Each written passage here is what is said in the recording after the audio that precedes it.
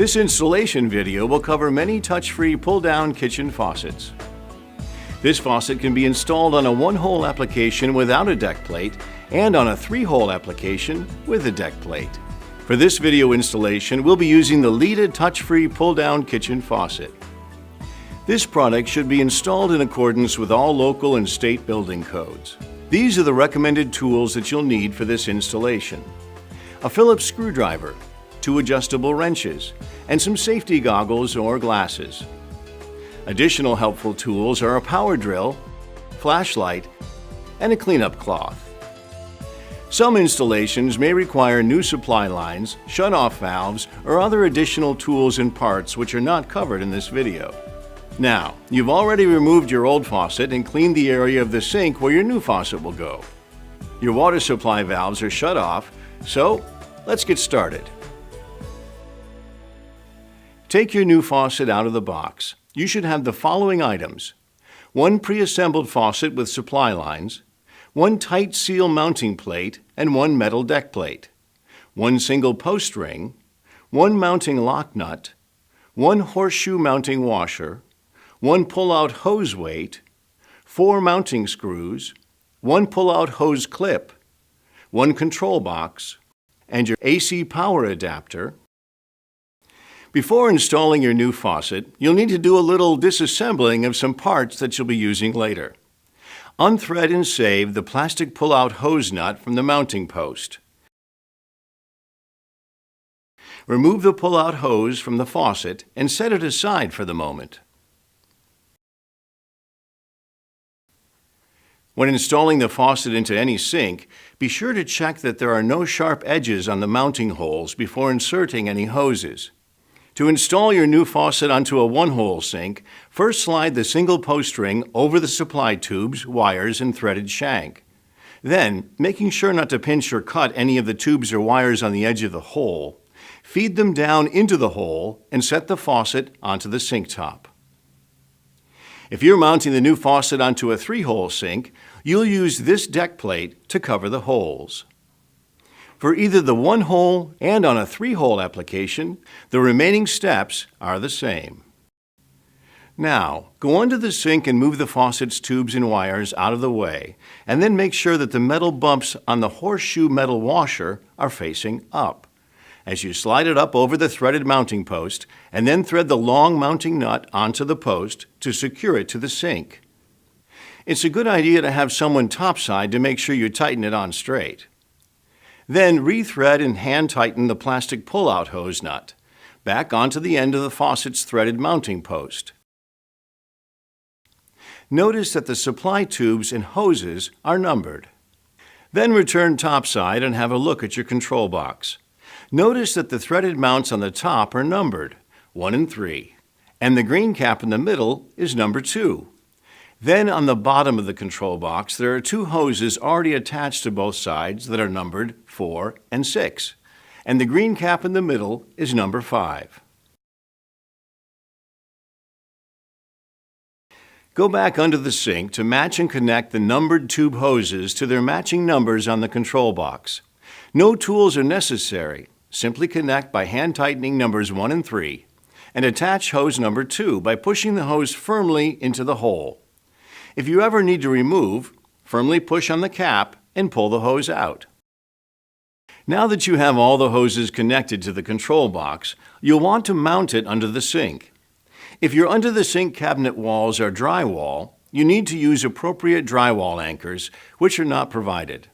If your under sink cabinets are made of wood, you'll use the 3 wood screws that came in the box. With the hoses attached, locate, mark, and drill pilot holes for where you'll mount your control box on either the back or side wall under your sink. Then, using a screwdriver or power drill, tighten the 3 mounting screws to secure them to the wall. Return topside and reinstall the pull-down hose sprayer by feeding it back down through the faucet spout and down under the sink. Then go back under the sink and slide the pull-out hose clip onto the end of the hose.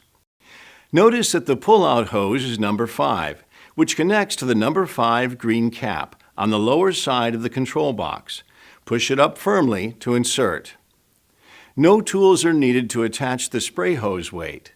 Simply open and place around the hose and close by clipping the weight in place. Make sure you install the hose weight above the pull-out hose clip. Then go topside to make sure that the spray hose moves freely in and out. Then return below the deck to secure the mounting hose clip to the wall under the sink with the provided screw. Make sure that the spray hose moves freely. Next, you want to pay special attention to how you connect the black wire female faucet plug into the male black wire plug from under the control box. A firm and secure connection is made only when the white ring between the two is no longer visible. Next, simply connect the faucet's male red wire with the power adapter's female black wire. Then, plug the adapter into the wall outlet. An additional battery box, which is sold separately, can be used as an alternate power source in place of the power adapter. In this optional installation configuration, connect the faucet's male red wire with the battery box's female red wire. Then measure and mark where to mount the battery box onto the wall. There shouldn't be any tension on the electric wires once the battery box is installed. Then peel off the protective film from the adhesive strip and firmly secure the battery box to the wall.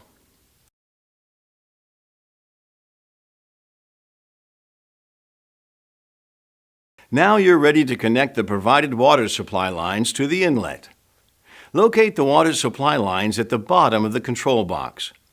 Notice that the hot water line is marked with a red indicator, and the hot water supply line always connects to the left inlet. The cold water supply line has a blue indicator and always connects to the right inlet. If these water supply lines do not fit your inlet valves, a 3/8-inch female adapter may be required and is not supplied with your faucet. Hand thread both water supply lines onto your proper water supply inlet valves and then tighten them both by using an adjustable wrench for both the hot and cold water supply lines.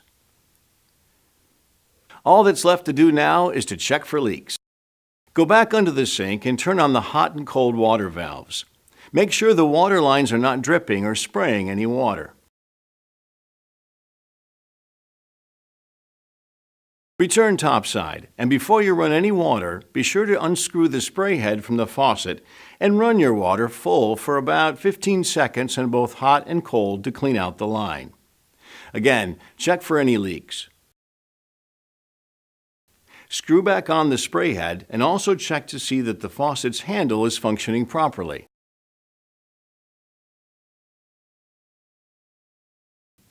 Make certain that the pull-down spray head pulls out and retracts back, and that the spray pattern changes between stream and spray while the faucet is in operation, by pressing down on the lower portion of the button. Then, to activate the faucet, wave your hand within 4 inches of the sensor to turn the water on or off. Hibernate mode gives you the option to disable the sensor to clean your faucet. To put the faucet in hibernate mode, place your hand in front of the sensor for 5 seconds.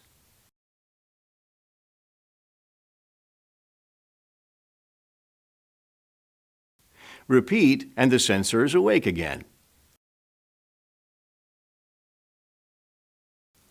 A low battery LED warning light will display for 1 minute after each sensor activation to give you a gentle reminder that it's time to replace your batteries. When things get hectic in the kitchen, the automatic Smart Stop shuts off the faucet after 2 minutes of inactivity to conserve water and to provide a helping hand. Manual Override allows you to use the handle as usual to turn the faucet on or off, or to adjust the water flow and temperatures at any time. The handle will always override the sensor mode. The Temp Adjust is located under the sink on the control box and gives you the freedom to dial your ideal water temperature in sensor mode. Set it once and forget it, or adjust it as often as you like.